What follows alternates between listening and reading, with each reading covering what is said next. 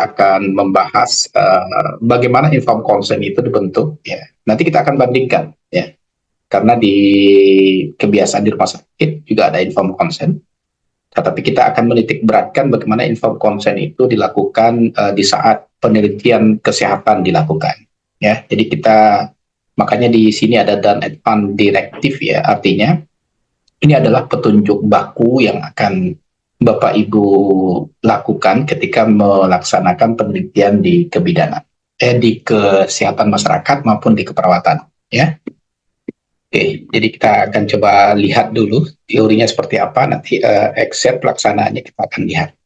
Jadi tujuan daripada informed consent ini Bapak Ibu itu adalah untuk memprotek, ya, melindungi subjek responden, ya. Di sini adalah responden kita. Kalau seandainya Bapak Ibu melakukan penelitian di komunitas atau pasien nanti, ya, kalau seandainya Bapak Ibu lakukan di klinik, ya, bisa di rumah sakit, ya, atau di BPM, ya, kalau seandainya tetap ada yang akan melakukan penelitian di BPM, ya, atau di klinik lainnya. Nanti Bapak Ibu harus bedakan informed consent yang kita gunakan di penelitian dengan informed consent yang akan kita gunakan nanti di saat rumah sakit juga akan memberikan informed consent. Tapi Bapak Ibu harus ingat, bahwasanya informed consent di rumah sakit itu biasanya lebih menitik beratkan kepada bagaimana komite medis, ya, di rumah sakit melaksanakannya. Tapi di sini yang akan kita bahas itu adalah bagaimana partisipasi riset yang dilakukan oleh responden penelitian, ya. Jadi Bapak Ibu, apa saja sih sebenarnya yang harus ada di dalam informed consent itu? Kemarin kita sudah singgung bahwasanya informed consent itu adalah persetujuan setelah diberikan penjelasan. Nah, ini kata kuncinya ini. Jadi persetujuan itu nanti harus diberikan oleh responden setelah betul-betul kita sebagai peneliti menjelaskan apa tujuan penelitian kita. Nanti akan ada itu Bapak Ibu, ya. Kemudian bagaimana keterlibatan responden di dalam penelitian kita, kemudian apa hak responden, kemudian apa kewajiban responden, itu harus ada di dalam informed consent. Dan itu harus kita sampaikan kepada responden, ya. Setelah responden mengetahui, ya, apa hak kewajibannya, apa keterlibatannya di dalam penelitian, baru responden boleh menandatangani informed consent. Sekarang, apa saja secara detail yang harus ada di dalam informed consent itu? Yang pertama adalah tujuan. Tujuan penelitian kita itu apa? Dan mengapa kita memilih responden itu menjadi responden kita? Makanya Bapak Ibu, ketika kita membuat proposal penelitian, hal yang tidak ada di dalam penelitian kita itu adalah kriteria responden. Bahkan, ya, di kampus kita itu jelas sekali itu ada kriteria inklusi dan apa kriteria eksklusi.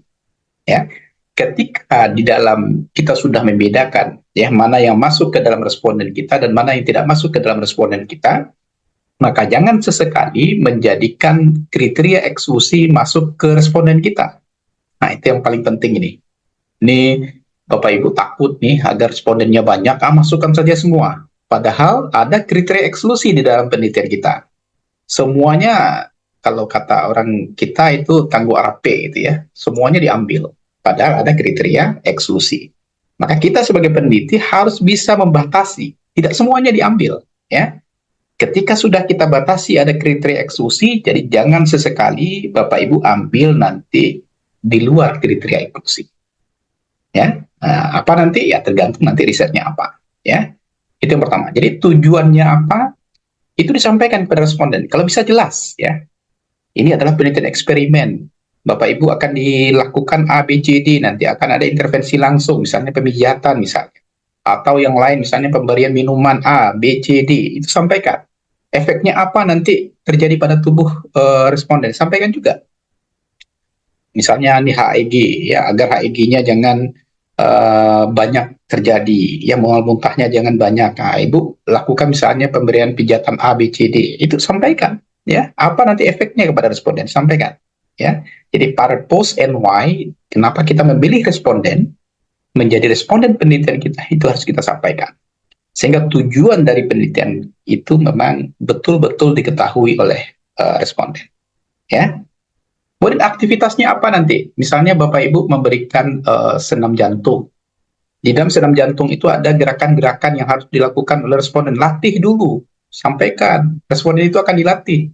Dan dia akan melakukan senam itu sekian lama. Sampaikan aktivitas apa yang akan dilakukan oleh responden. Itu harus ada di dalam informed consent. Ya. Sampaikan sejelas mungkin. Ya. Ya, jadi yang kita lakukan mungkin barangkali ketika Bapak Ibu di S1 ya, tanpa babi bu suruh tanda tangan itu nggak boleh lagi ya. Harus betul-betul informed consent dengan definisi yang jelas ya, persetujuan setelah penjelasan ya. Oke, itu. Kemudian ekspektasinya apa nanti ya? Misal ya Bapak Ibu meyakini bahwasanya treatment yang akan dilakukan nanti akan berefek baik kepada responden, sampaikan ekspektasi yang paling tinggi. Ya, nanti kalau Bapak Ibu lakukan ini, insya Allah nanti hipertensinya menurun. Berapa turunnya nanti itu kita tes dengan melakukan langkah-langkah atau operasi proses dalam penelitian. Ya, sampaikan ekspektasi apa nanti. Jadi kalau seandainya respondennya lansia, sampaikan. Nah, jadi Ibu, kalau Ibu lakukan ini, pijatan ini, nanti hipertensinya insya Allah menurun. Nah, jadi berikan ekspektasi yang baik kepada responden, sehingga dia mau jadi responden kita. Tapi setelah kita jelaskan ini misalnya, kita udah jelaskan ini, A, I, U, udah panjang lebar, tapi responden menolak, jangan dipaksa, ya kita nggak boleh memaksa responden. Jadi responden yang kita ambil di dalam penelitian kita adalah betul-betul responden menyetujui ya menjadi responden kita, ya kita tidak boleh memaksa, tapi ekspektasi itu harus kita sampaikan. Risknya juga, risiko yang terjadi misalnya ketika ibu memberikan minuman A misalnya, baunya nggak enak apa segala macam, itu harus sampaikan. Kemudian nanti misalnya menimbulkan mual, muntah, ada kontraindikasi lain, sampaikan ke responden. Keuntungannya juga sampaikan, ya, benefitnya juga, risknya sampaikan, benefitnya juga. Kemudian timeline-nya, ya, sampai kapan? Misalnya intervensi, Bapak Ibu akan lakukan intervensinya sekian lama, 1 minggu, 2 minggu, 1 bulan, 1 tahun misalnya. Maka timeline-nya itu disampaikan. Ya, di hari pertama lakukan ini Bapak Ibu akan merasakan ini, nanti diukur tensinya misalnya. Kemudian di hari kedua lakukan ini lagi, ya berulang. Kemudian setelah sekian lama Bapak Ibu lakukan senam jantung misalnya, tensinya diukur lagi. Setiap hari ketika kita melakukan penelitian itu harus disampaikan di dalam informed consent. Ya. Apakah harus ditulis? Tidak, Bapak Ibu. Bapak Ibu boleh saja menjelaskan ya bagaimana secara kajian teori yang ada di dalam penelitian itu, sampaikan secara lisan kepada responden. Yang penting responden memahami bagaimana timeline dia akan kita intervensi ketika kita melakukan penelitian. Jadi sejujur-jujurnya kita sampaikan ke responden, itu akan lebih baik. Bisa dipahami Bapak Ibu sampai ke timelines? Yang terakhir yang juga harus ada di dalam informed consent itu adalah option. Ingat ya Bapak Ibu, jangan memaksa responden untuk selalu ikut dengan apa yang kita lakukan. Kita sudah sampaikan ini, kita sudah sampaikan, dan dia sudah setuju. Di tengah jalan dia mau batal jadi responden kita, maka option ini juga harus ada. Maka di dalam sampel itu harus ada drop out, ya. Jadi di dalam sampel penelitian kita Bapak Ibu juga harus menyertakan drop out. Bisa saja di dalam intervensi yang kita lakukan, responden ingin keluar ya dari keterlibatannya di dalam penelitian. Maka kita harus mengeluarkan responden tersebut. Nggak boleh dipaksakan. Nggak boleh disampaikan, alah tanggung Pak, taruh istilah, nggak boleh. Ya. Maka di sini ada option. Ya. Maka di dalam sampel Bapak Ibu juga nanti harus menyertakan adanya sampel yang drop out. Bisa dipahami Bapak Ibu? Bu Mira, bisa dipahami Bu Mira? Jadi nanti tolong ya dilihat ya bagian demi bagian di dalam informed consent itu harus betul-betul kita ikut sertakan responden di dalam penelitian kita, ya. Jadi option ini nanti akan berisikan sampel yang drop out. Biasanya ada rumusnya itu Bapak Ibu. Biasanya NK sama dengan N per 1 kurang F, ya. Biasanya kalau misalnya sampel kita ada misalnya 20 orang atau 17 orang, biasanya ada 2 orang nanti yang akan drop out. Jadi sampel itu misalnya kita ambil sebanyak, kalau 17 berarti 19 orang atau 20 orang. Kalau seandainya akan drop out, nanti aman kita. Tapi kalau tidak kita sediakan sampel yang drop out, nanti sementara ada yang keluar, bahaya, bisa batal penelitian kita. Jadi untuk penelitian yang bersifat yang sudah masuk ke ranah magister ini, jangan sesekali Bapak Ibu tidak menyertakan sampel yang drop out, ya. Apalagi intervensi-intervensi yang dilakukan nanti betul-betul berasa invasif kepada responden. Pasif itu misalnya menyakiti, ya. Bapak Ibu misalnya mengambil HB itu kan injeksi, ya. Takutnya mencari jarum, ya. Bapak Ibu paksakan dia tetap menjadi responden Bapak Ibu, itu nggak boleh, ya. Itu sudah menyalahi etik dan norma penelitian kesehatan. Ketika dia mau keluarkan. Makanya harus ada sampel yang drop out. Mungkin barangkali sampai di sini, karena Bapak Ibu, kita mulai lagi ya. Jadi kita sudah sampai ke option tadi, ya. Kita sudah melihat bahwasannya penting untuk nanti ketika kita melakukan penelitian, itu menyiapkan ada sampel yang drop out, ya. Jadi berjaga-jaga kita di option ini agar nanti semua sampel yang kita inginkan atau semua data yang kita ingin dapatkan itu betul-betul tidak bias. Jadi tujuan utamanya option ini Bapak Ibu agar data kita itu, ya, analisis data yang kita lakukan itu tidak bias. Bapak Ibu, kebanyakan, ya, nanti mungkin barangkali Bapak Ibu akan melakukan penelitian eksperimental, ya. Ini kebanyakan nanti, karena tentu kelas untuk magister serendah-rendahnya itu analitik, ya, serendah-rendahnya analitik. Tidak boleh lagi ketika di riset kuantitatif Bapak Ibu melakukan penelitian bersifat gambaran, ya, gambaran. Karena gambaran itu secara keilmuannya tidak bisa dijadikan sebagai kesimpulan akhir. Dia baru kesimpulan awal. Ya, jadi Bapak Ibu ingat, ya, serendah-rendahnya nanti penelitian Bapak Ibu itu bersifat analitik, ya. Maka untuk analisis data itu sedapat mungkin kita memiliki sampel yang cukup banyak, ya. Kalau seandainya eksperimental sekalipun, jangan pernah nanti Bapak Ibu menganalisis 10 orang responden.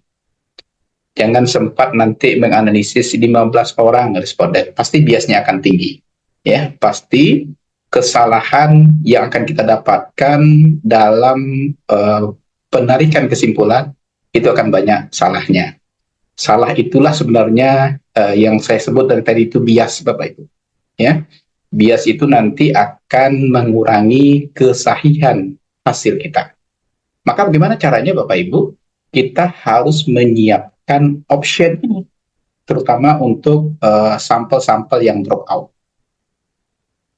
Bapak Ibu, bagaimana Pak kalau seandainya nanti saya meneliti kasus-kasusnya langka, ya, contoh AIDS, misalnya. Respondennya nggak sampai 50 orang. Maka kalau seandainya kasus-kasus langka, jangan pernah Ibu gunakan pengambilan sampel. Ambil saja sebagai total populasi, ya, atau total sampling namanya. Sudah jelas kasus preeklamsi itu sedikit, ya, kita ambil pula sampelnya, pasti biasnya akan tinggi. Nah, jadi itu nanti. Kalau di S1 mungkin barangkali kita masih mempersilahkan, ya, mahasiswa kita untuk silahkan ambil sampelnya. Tapi kalau untuk kelas magister, kita jangan pernah ambil sampel untuk kasus-kasus yang langka itu, ya, AIDS contohnya, atau preeklamsi kalau di kebidanan nanti, ya, kalau seandainya Bapak Ibu mau melakukan penelitian itu, atau Bapak Ibu mau melakukan penelitian yang apa ya, yang akan membuat orang tidak mau menyampaikan secara terbuka alasannya. Ya, contoh nanti misal hubungan sesama jenis misalnya, ya, tentu itu tidak akan banyak yang bisa jadi sampel kita. Maka jadikanlah semuanya itu menjadi sampel kita, ya. Maka penelitian seperti itu dinamakan dengan penelitian populasi. Kalau seandainya kasusnya banyak, contoh hipertensi misalnya, atau diabetes mellitus ya kasusnya banyak misalnya, maka silahkan persiapkan option ini sebagai sampel yang drop out. Ya, tujuannya tadi apa? Seperti yang saya sampaikan, ketika kita melakukan riset, dia mau keluar dari sampel kita, kita aman. Karena kita memang mempersiapkan ada beberapa orang untuk menggantikannya. Besar sampel akan tetap sama, tetapi nanti kalau seandainya Pak, kalau seandainya nanti berlebih sampelnya, ya tidak kita gunakan. Tidak kita analisis lebih lanjut. Ya, walaupun kita siapkan misalnya dropouts-nya ada 2 orang, 3 orang misalnya, tetapi ternyata di dalam perjalanan riset kita, yang sampel misalnya 17 orang tadi tetap ada, itu nggak masalah. Ya, jadi kita sudah mempersiapkan sebelumnya, sebelum kita melakukan pengolahan data. Bisa dipahami Bapak Ibu bagaimana secara detail ya apa-apa saja bagian yang harus ada di dalam inform consent itu ya. Yang pertama adalah tujuan dan mengapa responden itu kita ikut sertakan di dalam penelitian kita, berarti kita harus jabarkan penelitian ini tentang A, si responden nanti akan diberikan perlakuan A, B, C, D ya, seperti itu. Aktivitinya juga jelas ya. Nanti kalau seandainya senam jantung seperti yang saya contohkan tadi, setiap harinya akan ada senam jantung. Setelah senam jantung itu nanti akan dicek tensinya, itu activity namanya. Itu akan dilakukan selama sekian hari ya, itu namanya activity. Kemudian ekspektasi, jadi ekspektasi apa nanti yang akan kita berikan kepada responden. Misal ya, setelah dilakukan senam jantung itu nanti diharapkan hipertensinya menurun, ya itu ada ekspektasi. Kita sampaikan nanti. Ingat juga harus ada risk and benefit ya, resikonya apa, ya kalau kelelahan nanti hipertensinya seperti apa, lansianya bagaimana ya kalau seandainya itu lansia ya, benefitnya apa, keuntungan yang dapat kita berikan kepada mereka ya. Kemarin saya juga sampaikan di dalam norma, kalau seandainya memang dana penelitian Bapak Ibu didanai oleh sponsor misalnya, maka berhak juga sebenarnya responden kita itu kita berikan imbal jasa, misalnya uang transport dan sebagainya. Itu boleh. Itu bisa kita sampaikan sebagai benefit dan itu bisa disampaikan di dalam inform consent ya secara tertulis. Timelinenya jelas ya. Kegiatan ini akan dilakukan selama 1 bulan misalnya ya. Artinya keterlibatan si responden nanti akan kita harapkan sampai penelitian itu selesai ya, sampai Bapak Ibu itu selesai seminar hasil. Itu dinamakan timeline-nya ya, jelaskan dalam proses pelaksanaan penelitiannya bagaimana, kemudian setelah penelitian itu apa yang dilakukan oleh responden ya, apakah dia bisa beraktivitas seperti sedia kala, itu sampaikan di dalam timeline ya, seperti itu. Sampai di option ini Bapak Ibu, kalau seandainya ada yang mau bertanya, saya silakan. Silakan. Bu Vera, ada yang mau ditanyakan Bu Vera?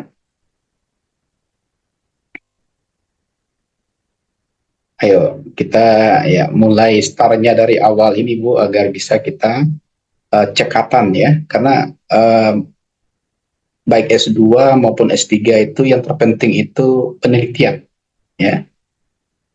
Penelitian. Kalau seandainya ya kuliah ini kan bisa-bisa saja ini. Tapi kalau penelitiannya nggak jalan, nggak selesai dia. Ya. Tapi kalau kita kuliah biasa-biasa saja, tapi penelitiannya gercep, ya, nah bisa saja nanti kita lebih duluan tamat dibandingkan yang lain. Jadi penelitian ini inti ketika kita sudah lanjut studi. Ya. Mungkin barangkali beberapa di antara Bapak Ibu sudah merasakan itu. Ya, kalau sudah selesai risetnya, ya kalau mata kuliah itu bisa-bisa saja nanti.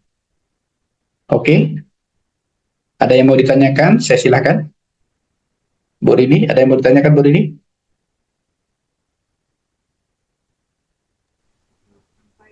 Option belum ada Pak.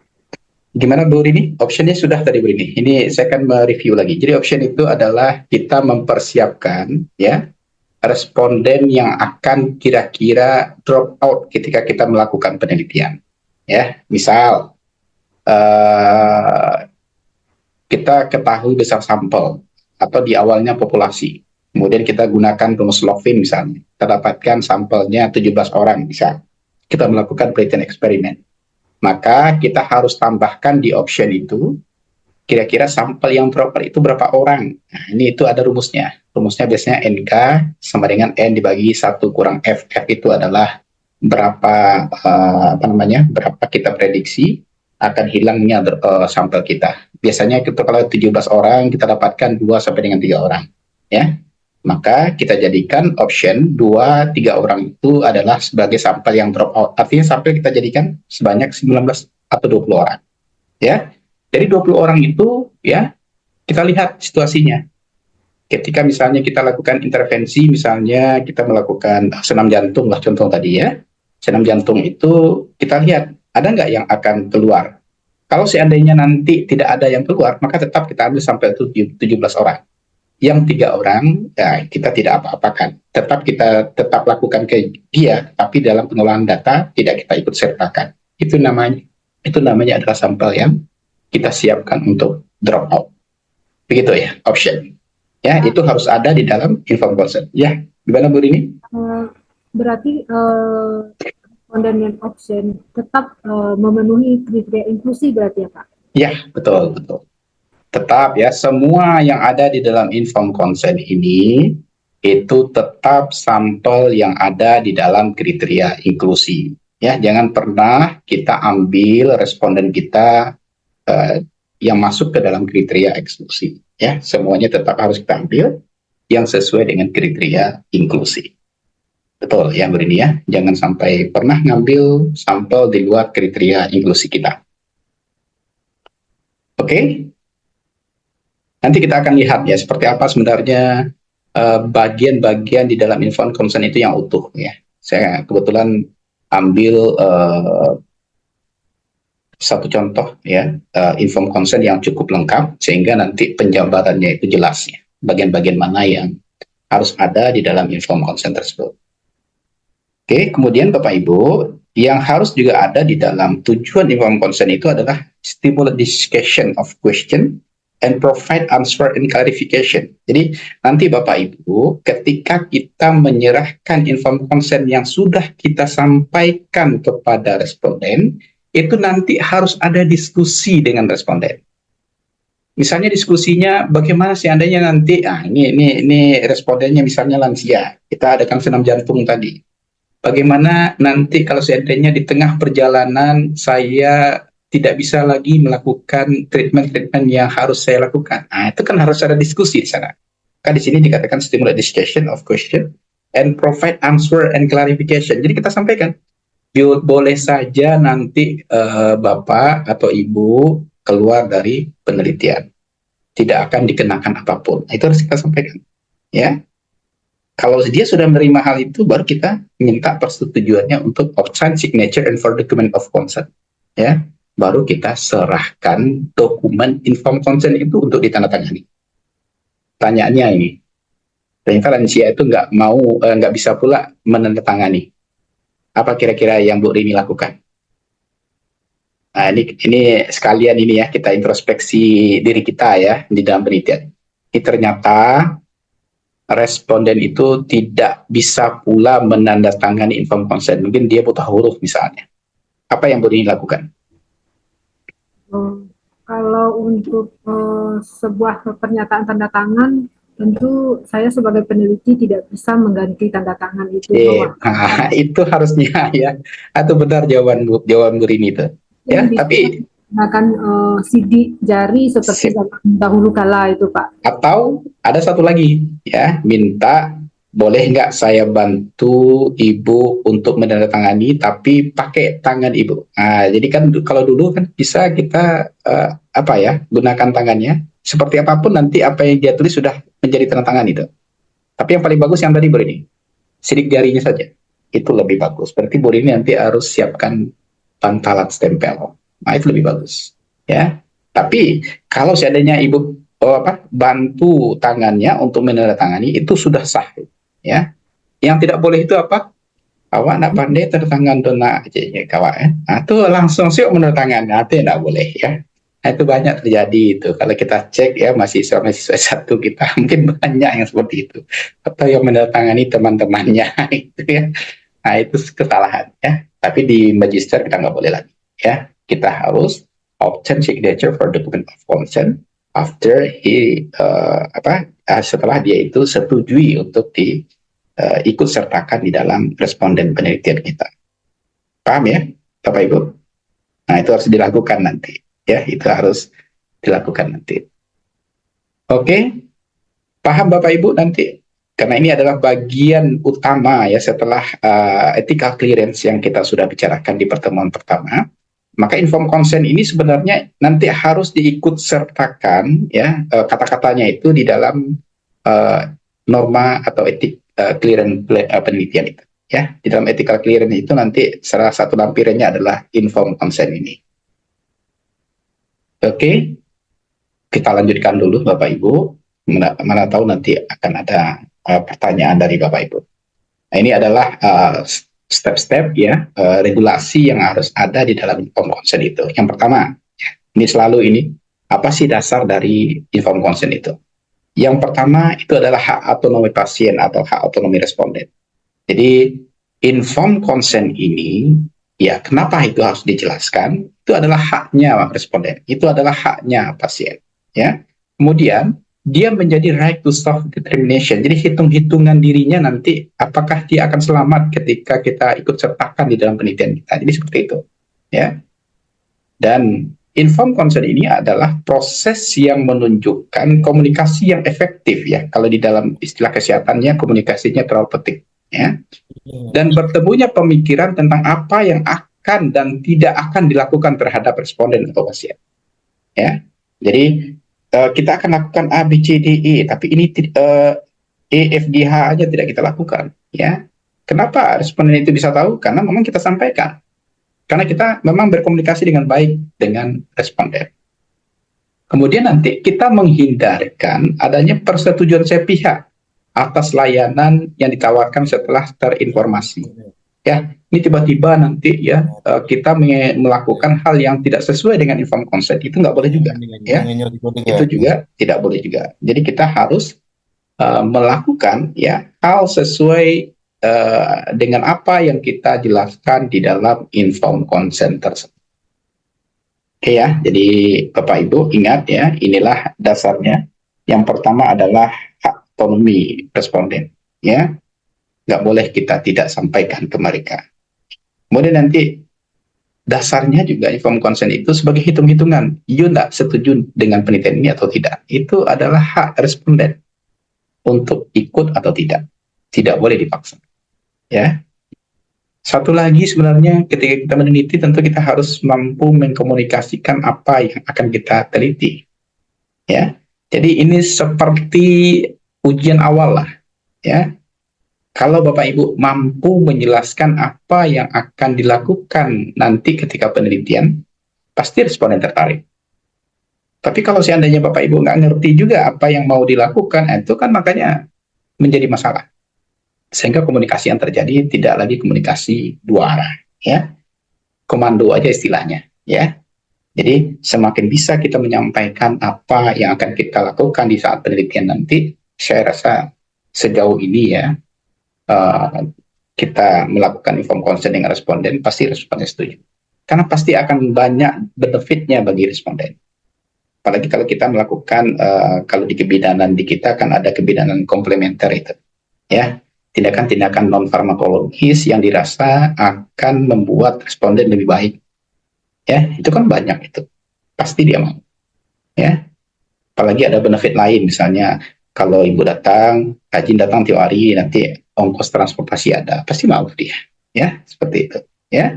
Nah itu, tapi itu harus kita jelaskan ke responden, ya harus kita jelaskan ke responden. Nah inilah sebenarnya Bapak Ibu yang ada di dalam informed consent tersebut. Aku sebelah, aku kuliah. Oke, selanjutnya Bapak Ibu, saya ingin ya ini bagian-bagiannya dari juga undang-undangnya. Sekarang kita mungkin lebih baik langsung ke seperti apa sebenarnya informed consent yang ada di dalam penelitian tersebut. Saya coba tayangkan Bapak Ibu. Ini adalah salah satu contoh yang baik ya dan lengkap. Bapak Ibu, terlihat slide PDF ini terlihat nggak? Kalau kurang saya gedekan. Nah, ini adalah contoh, ini gizi Bapak Ibu. Karena saya teringat kemarin Pak Hadi ya. Nah, ini salah satu contoh ya ketika kita membuat informed consent di gizi. Nah, nih sebutkan nama Bapak Ibu di sini dulu. Saya Reza Octavia. Ini barangkali di tempat kita belum ada yang lampirannya selengkap ini ya. Saya Reza Octavia, mahasiswa program studi S1 Ilmu Gizi, Fakultas Ilmu Kesehatan Universitas Muhammadiyah Surakarta. Ya, guna mendapat, kita jelaskan, kita melakukan penelitiannya gunanya untuk apa? Ya, guna mendapatkan gelar sarjana gizi, maka salah satu syarat yang ditetapkan adalah menyusun sebuah karya tulis ilmiah skripsi atau penelitian. Nah, disampaikan tujuan kita meneliti itu apa? Kalau Bapak Ibu nanti kan di magister, berarti guna mendapatkan gelar magister kesehatan masyarakat misal kalau di MKes atau magister keperawatan kalau di MKes ya, maka salah satu syarat ditetapkan adalah menyusun sebuah tesis ya. Nah, penelitian yang akan saya lakukan, sampaikan judulnya apa. Nah, jadi memang harus lengkap ya. Kemudian sampaikan juga sehubungan dengan penelitian yang akan saya lakukan ini, maka saya selaku peneliti memohon kesediaan saudara untuk menjadi responden penelitian. Bahkan nanti kalau untuk magister, Ibu sampaikan ya apa-apa saja nanti keterlibatan responden di dalam penelitian. Ya, nah ini dilanjutkan. Penelitian ini mempunyai tujuan untuk mendeskripsikan dan menganalisis tingkat stres akademik. Nah, ini tujuan ini ada di dalam tujuan umum dan tujuan khusus kita biasanya. Ya, ini mendeskripsikan dan menganalisis tingkat stres akademik dan perilaku makan yang berkaitan dengan asupan zat gizi ya pada remaja. Sehingga diharapkan hasil penelitian ini dapat memberikan informasi kepada remaja dan memperdulikan kesehatan psikologis dan perilaku makannya yang dapat berpengaruh terhadap asupan gizi. Ternyata ini dia berhipotesis bahwasanya perilaku remaja tersebut itu mempengaruhi status gizi yang ada pada remaja. Nah, itu sampaikan seperti itu. Ya. Kalau Bapak Ibu juga tambahkan bagaimana keterlibatan responden di paragraf selanjutnya juga, ya. Responden akan dilihat ya bagaimana asupan makannya ya, mulai dari karbohidrat apa segala macam. Kalau di bagian Ibu silahkan ya, di bagian mana nanti akan dilihat. Ya, sehingga nanti memang terlihat nanti bahwasanya kita akan melihat stresnya seperti apa ya, sehingga nanti status gizinya seperti apa. Oke, terlihat ya Bapak Ibu. Nah, inilah yang harus ada awal di dalam informed consent. Kemudian juga disampaikan di sini metode penelitiannya seperti apa ya. Nah, ini apabila ini ada kata ini nih, apabila saudara bersedia untuk berpartisipasi dalam penelitian ini, peneliti akan melakukan beberapa pengambilan data di antaranya. Nah, ini ada karakteristik responden, ada identitas responden, ada tingkat stres. Nah, dia menggunakan Questionnaire Educational Stress Scale Adolescent, ya ESA. Kemudian ini disampaikan nih instrumen kita. Kemudian asupan energi dan asupan lemak menggunakan Questionnaire Food Report 24 hours misalnya, ya 24 jam. Kemudian nanti juga disampaikan penelitian ini tidak menyebabkan penyakit atau membahayakan nyawa responden. Ini penting ini. Ethical clearance juga harus ada kata-kata ini. Ya, kalau seandainya tindakan kita itu non-invasif, itu biasanya lolos itu. Tapi kalau seandainya ada tindakan kita invasif meskipun sedikit, ya misalnya kita memberikan injeksi, ya, itu nanti ditanyain itu. Kita menggunakan alatnya apa saja. Nah, itu ditanyakan oleh komite etik. Ya, tetapi kalau seperti ini, dia tidak membahayakan nyawa responden, nanti biasanya lolos. Ya. Kemudian penelitian ini bersifat sukarela tanpa paksaan. Sampaikan di sini. Ya, saudara mempunyai kebebasan untuk bersedia mengikuti penelitian ini atau tidak. Nah, ini jelas ya. Nah, jadi kalau responden baca, oh ya, ini nggak ada paksaan. data dari penelitian ini akan dijamin kerahasiaannya. Itu sebagai sebagai bagian ya di dalam etika penelitian kesehatan ya. Kemudian data dari penelitian ini akan dijamin kerahasiaannya dengan tidak mencantumkan nama responden saat aplikasi. Jadi ada anonymity namanya ya. Kalau seandainya nanti terpaksa membuatkan nama, itu biasanya inisial ya, Bidani misalnya, atau siapa ya, itu dibikinkan inisial WE misalnya ya, kalau seandainya ada inisial. Kemudian data identitas pribadi hanya diketahui oleh peneliti. Kalau data pribadi nggak boleh kita share dimanapun ya, apalagi dipublikasikan. Dan apabila saudara bersedia mengikuti penelitian ini, mohon untuk mengisi formulir persetujuan di bawah ini. Formulir inilah yang dinamakan dengan informed consent. Dan ini adalah bagian yang harus ada sebelum informed consent itu diberikan. Pak, bagaimana kalau seandainya ini disampaikan secara lisan? Boleh. Tetapi yang tertulisnya juga harus ada. Ya. Nah, jadi kalau ethical clearance itu Bapak Ibu, kalau ini tidak ada, pasti nggak lolos ethical clearance. Ya. Harus ada ini dulu. Ya. Di satu kita, kenapa ini belum ada? Ya karena kita memang belum mewajibkan adanya ethical clearance. Tetapi kalau untuk Bapak Ibu itu harus wajib, ya, karena sudah magister. Kemudian di sini juga disampaikan ke siapa nanti responden itu berkoordinasi atau kalau seandainya ada masalah ke siapa dihubungi. Apabila ada informasi yang belum jelas, saudara dapat menghubungi saya. Ini namanya, prosedunya apa, nomor HP-nya apa.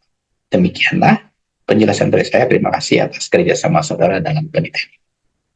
Jadi bagian ini Bapak Ibu wajib ada di dalam proposal penelitian Bapak Ibu. Paham? Ini kita sudah langsung action saja ya. Karena kalau teori itu kan bisa saja. Tapi inilah bentuk nyata ketika kita sudah mengikuti ya proposal di magister tersebut. Ya, di magister tersebut. Oke, Bapak Ibu. Nah, kalau informed consent sama dengan kita. Ya, kalau informed consent kita udah benar. Ya, ini lembar persetujuannya. Ini informed consent-nya. Semua penjelasan di atas telah disampaikan kepada saya dan telah saya pahami. Ini responden lagi nih. Saya bersedia menjadi responden dalam penelitian ini yang diselenggarakan oleh mahasiswa fakultas ini ya dengan judul ini. Setuju secara sukarela. Ini kata-kata ini penting ini Bapak Ibu. Ya, nggak ada paksaan. Ya, namanya siapa, kelasnya siapa, kelas berapa, kalau seandainya siswa ya kelasnya berapa, kemudian nanti ada penulis, kemudian responden di sini. Ya, kalau sudah ada ini biasanya ya sudah salah satu ya bagian yang bisa ditelaah oleh komite etik. Bapak Ibu ya.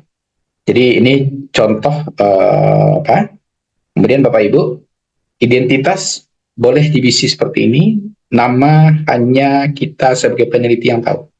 Tetapi kalau seandainya kita mau publikasi nama ini, ya, kalaupun tidak akan wajib juga diisikan, itu harus anonymity namanya. Ya, kita membuat inisial responden. Ya, itu jangan pernah menyebar data-data identitas responden kita ke publikasi ya atau ke masyarakat. Oke. Bapak Ibu, di sini juga sebenarnya ada lembar kuesioner ya. Lembar kuesioner ini nanti akan kita bahas di dalam pertemuan kita selanjutnya. Ini bagian yang penting Bapak Ibu yang akan wajib ya Bapak Ibu lakukan ya ketika akan bikin proposal penelitian ya. Tapi ingat Bapak Ibu, setelah ini di semester yang akan datang barangkali Bapak Ibu akan dilanjutkan dengan biostatistik dulu ya biasanya ya. Jadi bagian ini tolong diingat ya. Tolong Bapak Ibu pahami ya sehingga nanti ketika kita membuat proposal itu kita tidak salah dalam aturan ya. Walaupun nanti di pasca kita juga sudah ada pedoman pembuatan tesis ya Bapak Ibu ya. Sudah disebar juga sebenarnya pada angkatan di atas Bapak Ibu ya sudah ada sebenarnya, dan bagian yang saya sampaikan tadi memang sudah ada di proposal kita, di pedoman kita. Tapi yang penting juga Bapak Ibu yang diingatkan ketika bikin proposal itu adalah Bapak Ibu tuliskan ya, karena di pedoman kita tidak ada seperti yang saya sampaikan tadi, ya, secara detail membuatkan ya, bagaimana cara informed consent itu dibikin dengan urutan persetujuan dulu, ya. Jadi untuk persetujuan itu kita harus sampaikan apa yang kita lakukan. Kalau Bapak Ibu tambahkan lebih detail itu lebih bagus, ya. Jadi semakin lengkap apa yang kita sampaikan di dalam proposal kita itu biasanya penelaah etik itu akan dengan cepat meloloskannya. Tapi kalau tidak lengkap pasti ditanya. Makanya kontak Bapak Ibu kan ada ya di dalam seperti yang saya sampaikan tadi, nanti dikontak itu biasanya. Kemudian untuk ethical clearance itu biasanya juga Bapak Ibu mendaftar melalui melalui link yang ada di KIPK biasanya. Oke Bapak Ibu, ada yang mau ditanyakan? Saya persilakan ya, untuk inform consent di pertemuan kita kedua ini. Bu Lucy, selamat bergabung Bu Lucy. Ini Bu Lucy ini Ya Pak. mahasiswa baru kita ini Bapak Ibu, baru bergabung hari ini. Tapi saya sudah share juga materi yang kemarin sudah dipelajari ya Bu Lucy. Alhamdulillah sudah Pak. Oke, sip. Ya. Silakan kalau ada yang mau bertanya, Pak Padli. Silakan Pak Padli.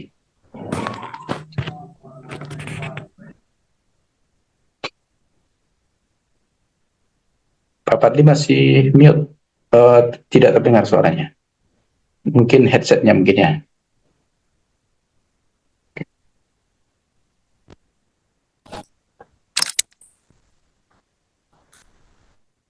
Nah ya, biar sama kita Pak Padli. Kalau pakai itu tertutup suaranya.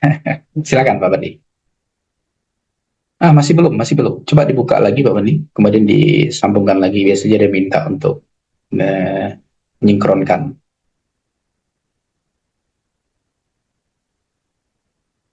Ya, sip. Silakan. Coba. Masih. Coba Bu Rini ngomong Bu Rini. Jangan-jangan ada host pula. Assalamualaikum. Bisa Pak Badli. Tinggal masalah Zoom kita ya.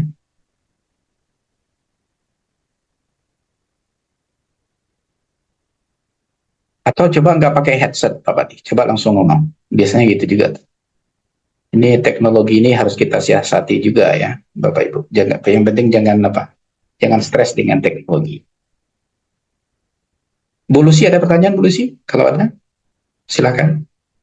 Ini Bu Lucy ini kerjanya di Dinas Kesehatan sekarang ya, Bu Lucy? Belum Pak, nyimak dulu Pak. Oh, nyimak dulu. Oke, sip.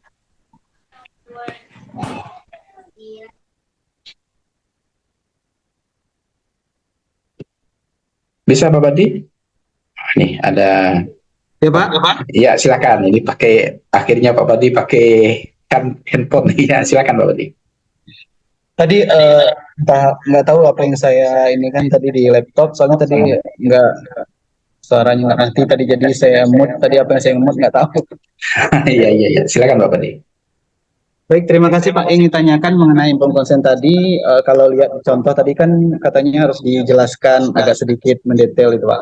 Ya. Apakah di sana, apalagi maksudnya kalau kita mengambil penelitian itu yang agak sensitif, misalnya perilaku seksual pada remaja misalnya Pak, itu kita kan minta persetujuannya. Apakah perlu kita jelaskan cukup mengenai secara garis besar, apakah juga kita menjelaskan mengenai isi kuesioner tersebut, sehingga maksudnya di kuesioner tersebut bahwa responden itu harus menjawab semua gitu, apakah mereka juga boleh tidak menjawab gitu Pak, supaya karena ini kan kepentingan untuk penelitian kita, berarti kita membutuhkan data itu. Kalau mereka tidak bersedia tapi mereka belum, apakah harus membaca dulu Pak kuesionernya atau bagaimana, semua pertanyaan gitu Pak. Mungkin itu, soalnya belum ada pengalaman untuk. Ya. Terima kasih Pak. Ya, terima kasih Pak Fadli atau Pak Fadel. Pokoknya ini ada dua nama ini. Dua-duanya sama ya? Iya, itu singkat. Oke, jadi yang pertama Pak Fadli, sebenarnya kalau meneliti sensitif itu saya tidak anjurkan angket Pak Fadli. Ya, kalau angket itu nanti takutnya tidak semua data kita dapatkan. Ya, jadi kalau penelitian sensitif ya kayak yang berhubungan lah langsung dengan responden. itu bagusnya instrumen penelitian kita itu adalah observasi atau lembar wawancara. Ya, kenapa? Kalau angket kan responden yang mengisi. Ya, kalau seandainya dia nggak setuju ya tinggal song aja. Itu haknya. Kita nggak bisa maksa. Apa yang terjadi pada diri kita? Kita kehilangan data. Ya, makanya yang terbaik itu adalah wawancara sebenarnya atau observasi.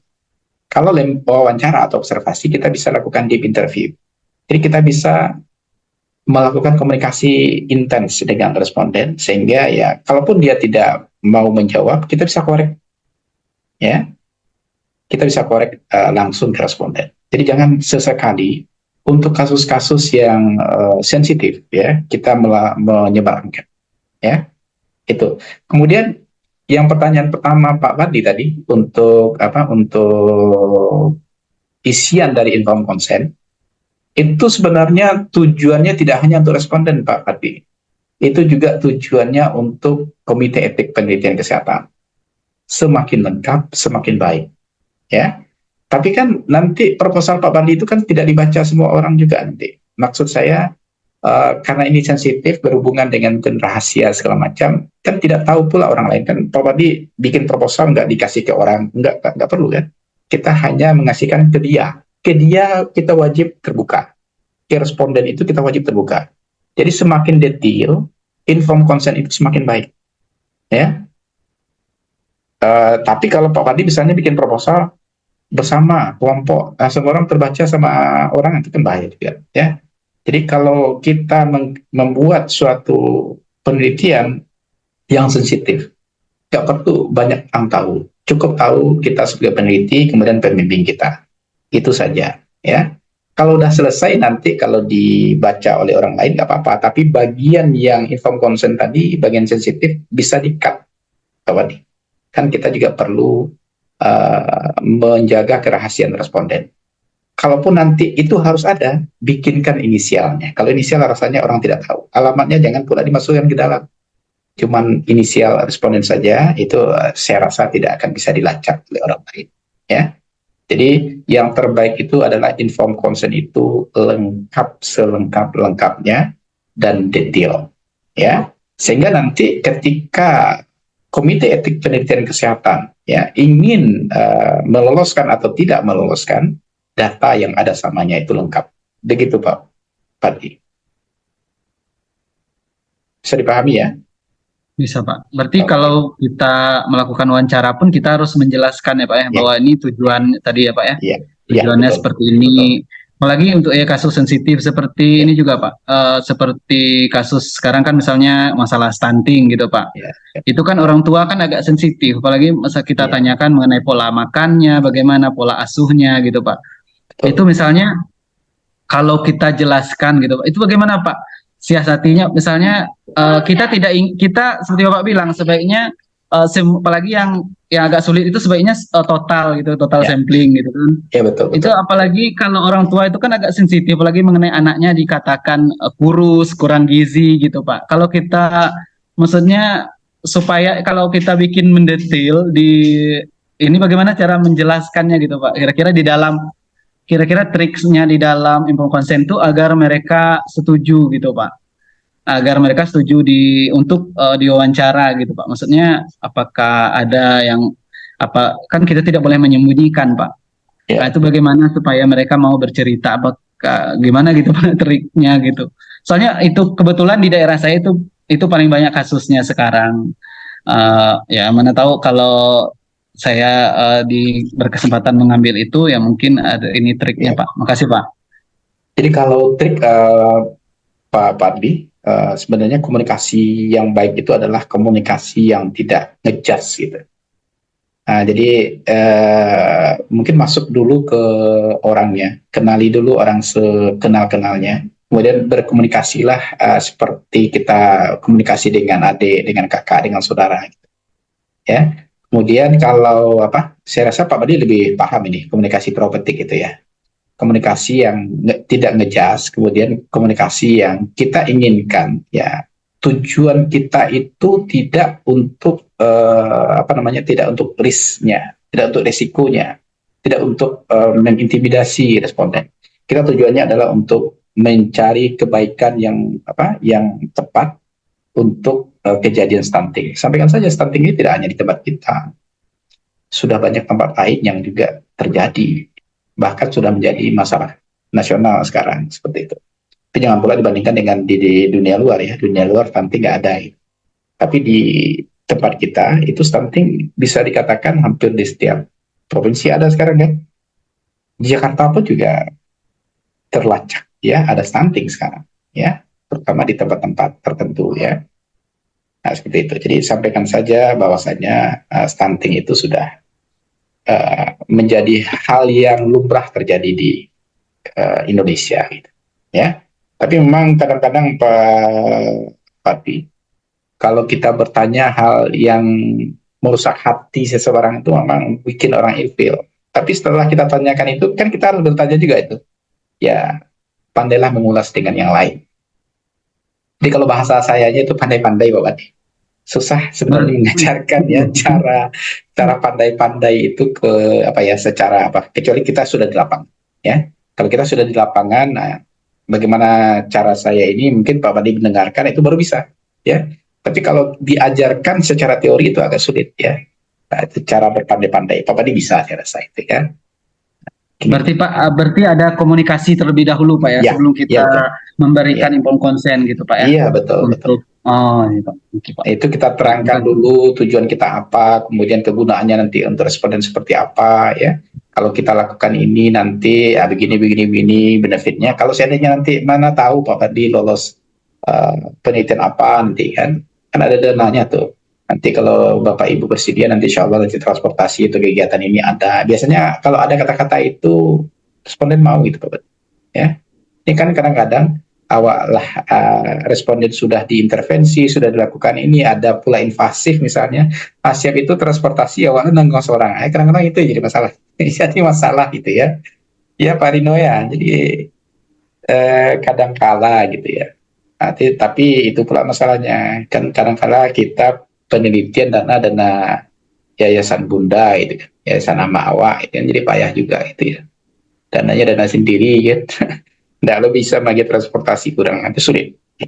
Jadi usahakan nanti Bapak Ibu kalau mau penelitian itu lolos misalnya proposal penelitian magister. Tapi masalahnya kita itu pula Bapak Ibu.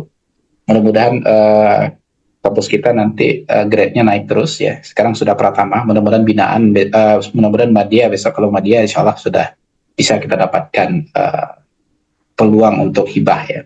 Kalau sekarang kita masih pratama nih Pak Badi, jadi masih belum bisa kita dapatkan hibah magister ya. Jadi kalau dapat hibah itu enak kita meneliti, kita bisa berikan benefit lain selain kata-kata saja ya. Kadang-kadang kan gini aja Pak Badi, orang tidak mau mendengarkan benefit kata-kata saja. Oh, ini akan baik, ini akan baik. Yang buktinya mana? Intinya transportasi aja nggak dibayar, katanya kan itu jadi masalah. Ya, nah itu off the record ya Pak Badi. Nah, itu makanya. Ya silakan Bu Rini.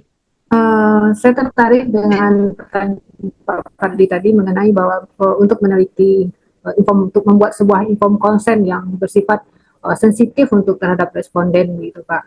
Jadi kan seperti Bapak katakan tadi kan berpandai-pandai gitu.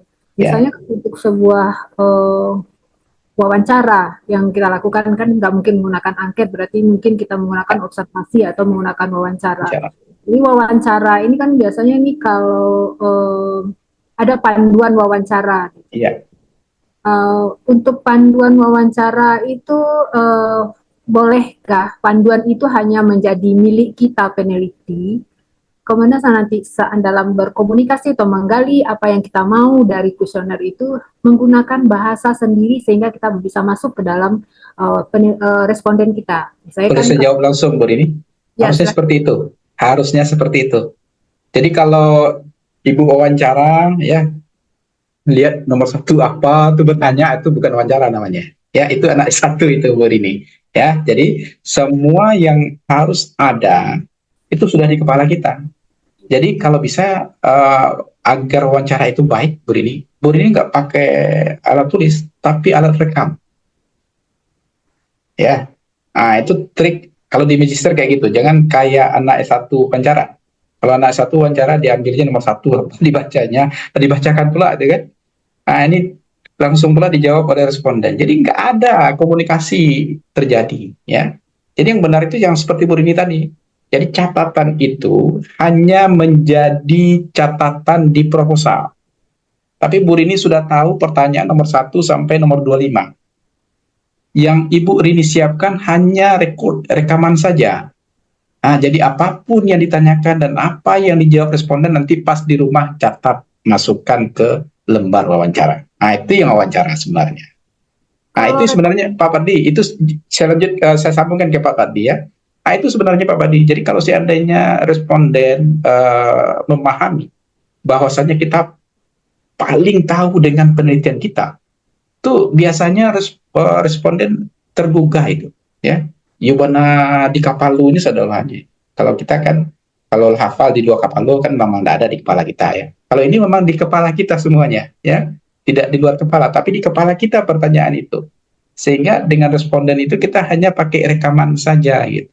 Seperti yang Bu Rini bilang tadi. Itu Bu Rini. Ya. Pak, izin satu lagi Pak. Ya. Menggunakan recording, artinya saya akan membawa alat rekam. Ya. Ketika saya menggunakan alat rekam itu, apa perlu saya minta persetujuan kepada responden? Nggak perlu. Itu gunakan HP saja. Dia udah tahu tuh. Taruh aja HP Bu Rini di sampingnya. Dia tahu tuh. Bahwasanya dia tuh merekam apa percakapan kita dengan responden. Nanti itu juga di inform consent kita tambahkan, di metodenya juga kita tambahkan bahwasanya wawancara yang kita lakukan ada rekaman menggunakan HP siapa, HP Bu Rini, HP Speak Peneliti gitu aja ya. Nggak perlu pula kita nggak perlu kaku sebenarnya ya, tetapi itu ada di dalam inform consent ya, di berita awal itu yang kita bikinkan ya, bahwasanya kita juga menggunakan alat rekam gitu. Tapi nggak perlu pula sampaikan ke responden, kan dia baca nanti apa yang ada di inform consent kita. Jadi gitu Bu Rini. Nah, kayak gini kan enak ini ya. Makanya saya cut saja materi tadi ya, karena materi tadi ada di pertanyaan Pak Pardi dan ada juga di pertanyaan Bu Rini. Ya. Ada lagi mungkin barangkali yang ingin bertanya, saya silakan. Pak Rino. Ya, ada Pak Hadi juga ya. Pak Hadi belum ada ini Pak Hadi. Pak, ya, bertanya, silakan Pak Rino, silakan. Saya mungkin bertanya lagi mengenai sampel drop out tadi, Pak. Nah, ya, sip. Misalkan apakah harus dicantumkan dalam sebuah penelitian? Misalkan nih Pak, di tengah penelitian gitu kan Pak, ada misalkan beberapa orang atau satu katakanlah sebagian responden kita ini memutuskan bahwa mereka tidak bisa melanjutkan sampai penelitian. Nah, apakah kita harus mulai lagi dari awal dengan responden baru atau responden cadangan seperti tadi atau mana sih Pak? Ini bagus pertanyaan Pak Rino, di aplikasi ya. Jadi begini, semakin banyak sampel yang kita ikut sertakan di dalam penelitian kita, maka sampel drop out-nya semakin banyak. Tadi kan saya contohkan 17 ya. 17 itu sampel kita, N kecilnya, misalnya kita menggunakan rumus Lovin dapat 17. Maka di sana kita tampilkan sampel drop out. Rumusnya itu NK sama dengan N kecil per 1 kurang F. Nanti dicek ya. Biasanya kalau 17 itu, kita dapatkan sampel drop out-nya 2-3. Kita contohkan 3 saja. Ini biar 20 ini ya. Jadi berarti kita cari sampel itu 20, Pak Rino. Itu harus ada di metode penelitian tesis. Nah, ini saya tidak paksakan ke S1 ini ya. Kalau S1 sampel saja sudahlah ya. Tapi untuk Bapak Ibu ikut sertakan adanya sampel drop out ya. Jadi sampel kita 20 sekarang ini. Ini ceritanya Pak Rino lagi. Ternyata di dalam perjalanan, kalau sebagian ini bahaya nih Pak Rino. Kalau sebagian rasanya nggak mungkin pula ya. Biasanya yang akan drop out itu misalnya 2-3 ya. Makanya ini misalkan dari 3. 3. Berarti kalau 3 aman Pak Rino. Karena kita berdasarkan rumus sampel pertama itu 17 gitu. Drop out 3, maka yang menggantikan yang 3 tadi adalah sampel drop out kita. Jadi nggak perlu mengulang penelitian dari awal. Separahnya ini langsung saja ini. Ternyata yang drop out itu 5 gitu. Ya.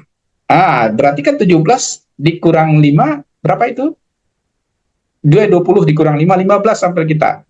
Maka penelitian itu harus diulang dari awal.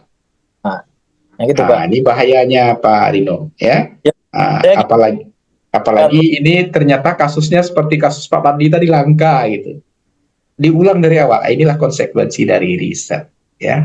Di langkahnya tidak boleh kita ambil saja tambahan atau nggak boleh. Berarti izin Pak. Ya. Berarti dari yang Bapak katakanlah 20. Ya. Jadi bisa jadi masuk sampel drop up cuma 3 Pak. Kalau misalkan Ya. lebih 4 dan 5 kita harus ulang. Gitu, makanya Pak. Apa trik terbaik Pak Pardi? Perbanyak sampel. Banyak sampel ya. Perbanyak sampel sehingga sampel drop out-nya juga semakin banyak. Tapi kan kasusnya tidak akan bisa kalau kasusnya kasus yang sensitif seperti Pak Bati bilang tadi. Jadi memang selain kita menggunakan aturan statistik, satu lagi Bapak Ibu perbanyak doa, ya. Itu memang wajib juga, ya. Perbanyak doa itu juga wajib, ya.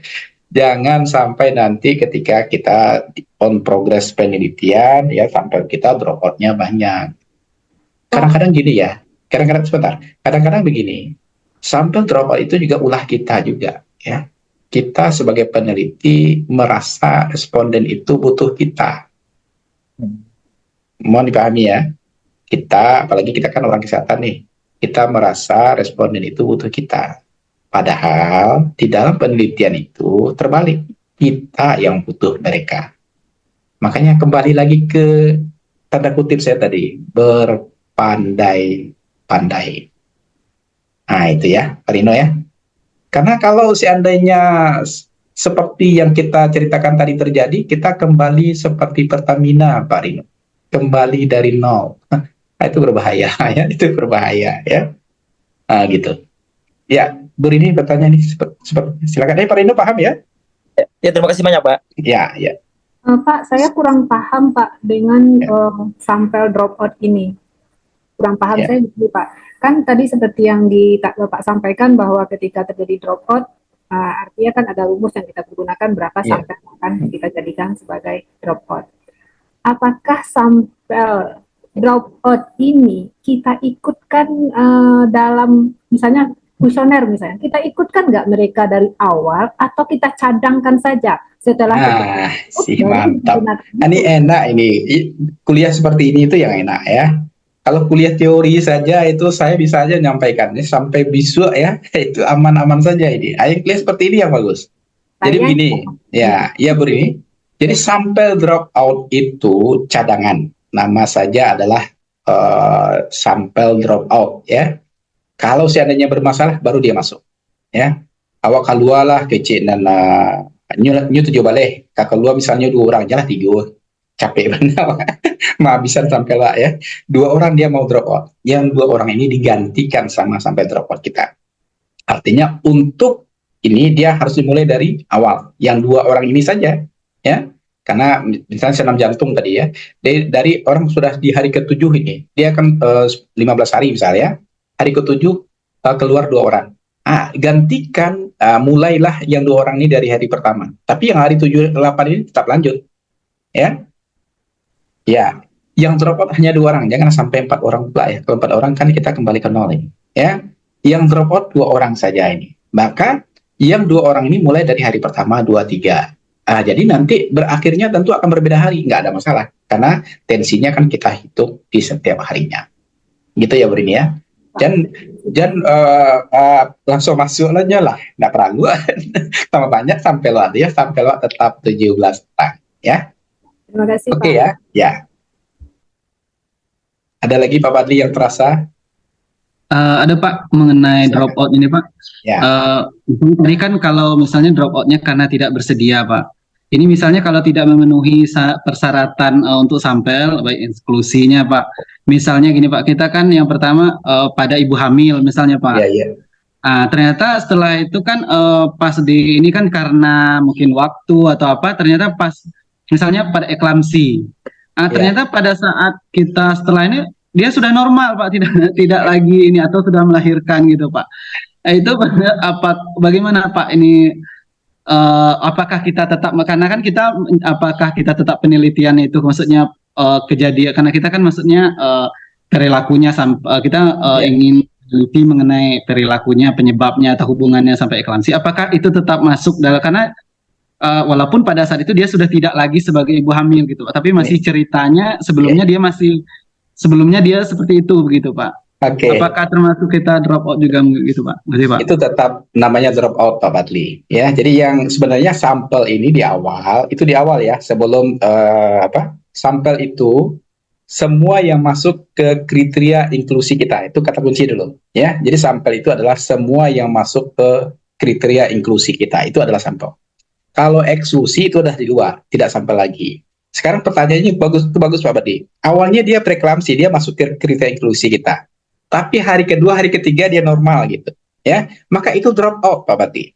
Itu drop out. Harus digantikan dengan sampel drop out kita. Artinya dia sudah selesai preeklamsinya, tidak masuk ke kriteria inklusi kita. Ya Pak Bati? Nah itu. Tapi ingat ya, sampel yang sesungguhnya adalah sampel yang masuk kriteria inklusi. Ini catat ini Bapak Ibu. Kalau enggak preeklamsi cuma ngalu kan di sampelan gitu, ya. Pak Wadi ya. Jadi sama aja dengan dia eklamsi, Pak. Ya, awalnya dia preeklamsi. Ada juga tuh kasus ya. Ada juga kasus ya. Ternyata di hari 2-3 mungkin ada datang suaminya, mungkin patang preeklamsinya di suaminya udah aduh gitu. Hari kandung ketiga suaminya lah aduh, berarti nggak ada preeklamsi lagi, dia bisa saja kan gitu ya. Nah, itu sudah masuk ke drop out. Karena udah masuk ke kriteria inklusi, dia tidak preeklamsi lagi. Gitu ya Pak Badli? Iya Pak, nyari lagi Pak ya sampel. Ya, makanya Pak Badli semakin banyak sampel, semakin banyak pula sampel drop out kita aman. Kalau 7 balik tadi akan parah juga kan, hanya 2-3. Pak Denny, ini saya udah menggunakan bilingual bahasa ini, ada bahasa Indonesia, ada bahasa Minang ya. Bu Denny, ada yang mau ditanyakan? Ayo, kita harus semangat ini ya. Jadi kalau bisa Bapak Ibu tamatnya tepat waktu. Oke, ada lagi? Bu Rini yang terasa? Sebelum kita tutup? Ada satu lagi Pak. Ya, silakan Bu Mira. Ini Pak Jai, mungkin ini menyambung dari yang disampaikan Bu Rini juga sama Pak Padli tadi mengenai sampel drop out nih Pak. Kita nanti ujiannya kan ada yang namanya proposal dan seminar hasil gitu ya Pak ya. Betul. Ya, mengenai yang drop out ini Pak, apakah kita buatkan di narasi sampel dan populasinya kita punya sampel drop out atau bagaimana Pak? Nanti kalau di hasil seandainya drop out ini biar jelas ya, di proposal kita tampilkan untuk tesis ya. Kalau S1 kita nggak bikin nih Bu Mira. Iya Pak, itu bikin ya. Di tesis kita bikinkan sampai drop out ya. Itu perbedaan ya di tesis dengan di skripsi ya, kita tampilkan. Berarti di proposal aja ya Pak ya? Ya, di proposal. Nanti di hasil udah jelas itu hasil penelitian kita, masa drop out-nya ada lagi gitu kan. Tidak ada lagi sampel drop out. Semuanya sudah sampel penelitian kita ya, tidak di hasil. Ya. Ya, baik Pak. Terima kasih Pak. Ya, sama-sama Bu Mira. Ini Bu Mira ini sebenarnya tahu ini ya. Oke, ada lagi? Pak Rino, ada yang terasa Pak Rino? Atau sudah cukup? Pak Hadi ini sinyalnya sulit kayaknya ini, ya. Dari tadi off saja. Bu Lucy, ada yang terasa Bu Lucy? Ya Pak, untuk timeline tadi Pak. Oke, ya. Jadi timeline ini waktu penelitian ya Pak ya? Kalau di informed consent, timeline itu lebih fokus kepada saat kita melakukan intervensi, ya. Jadi timeline itu bisa saja nanti Ibu tambahkan proposalnya kapan, sampai kapan. Tapi yang lebih Ibu titik beratkan timeline itu nanti adalah ketika intervensi yang dilakukan. Misalnya Bapak Ibu mungkin barangkali akan banyak melakukan experimental research nanti ya. Di dalam experimental research itu kan ada yang dikenal dengan tahapan pretest ya, kemudian tahapan proses, intervensi, atau tahapan post-test. Di pretest itu nanti harus detail ya, kapan waktunya, kemudian prosesnya dilakukan intervensi berapa hari ya. Jangan sama pula dengan S1 Bu, intervensinya 7 hari ya. Dasarnya Ibu harus tahu ya, kalau intervensi yang dilakukan adalah edukasi yang menyeluruh, nggak bisa 7 hari Bapak Ibu. Misalnya 15 hari ya, nah, kemudian 21 hari atau berapa hari yang ditentukan, itu dijelaskan di timeline-nya ya. Timeline pertama lakukan apa, di hari pertama lakukan apa, hari kedua lakukan apa, hari ketiga lakukan apa, kemudian pengukuran yang dilakukan di hari pertama itu apa-apa saja, hari kedua apa-apa saja, itu harus ada di timeline. Jadi informed consent ya, yang ada di timeline itu adalah intervensi yang dilakukan. Saya agak batasi ini Bapak Ibu ya, kalau analitik tidak perlu ada intervensi sesungguhnya ya, tapi kalau di eksperimental itu harus dijelaskan intervensi hari pertama itu apa, kemudian pengukurannya apa, intervensi hari kedua itu apa. Itu di timeline itu yang dimaksud di informed consent, Bu Lucy, bukan timeline penelitian. Kalau timeline penelitian kan dibikin dari proposal ya sampai dengan hasil ya, Bu Lucy. Ya. Oke. Bu Ilma, ada yang mau ditanyakan, Bu Ilma?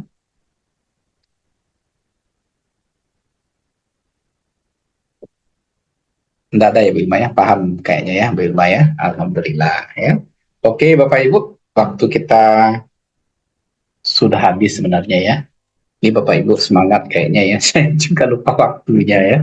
Oke, kalau tidak ada lagi, kita cukupkan di pertemuan kedua kita ini. Ya, silahkan besok Bapak Ibu, kalau bisa pakai laptop lagi. Kita sudah mulai melakukan semi penelitian Bapak Ibu.